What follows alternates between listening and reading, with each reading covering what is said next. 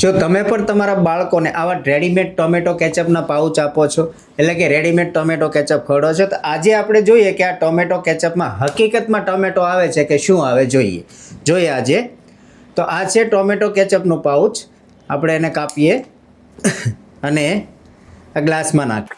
જો આનો કલર તો આપણને દેખાય છે કે ટોમેટો જ છે. કલરથી તો ખબર પડે છે કે ટોમેટો કંઈક સુગંધે ટોમેટોની જ આવે છે.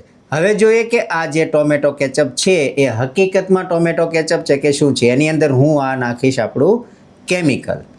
જોઈએ કે આ કંપનીઓ આપણને હકીકતમાં ટામેટા આપે છે કે શું આપે છે. જુઓ, કેમિકલ નાખી દીધું. હવે જુઓ એને આપણે જરા મિક્સ કરીએ. મિક્સ કરતાં જુઓ ધીમે ધીમે જો આપણે આ ટોમેટોને મિક્સ કર્યું. જુઓ શું થઈ ગયું, તો કે લાલમાંથી હવે આ ટોમેટો વ્હાઈટ થવા માંડ્યું છે. જુઓ થઈ ગયો કલર ચેન્જ.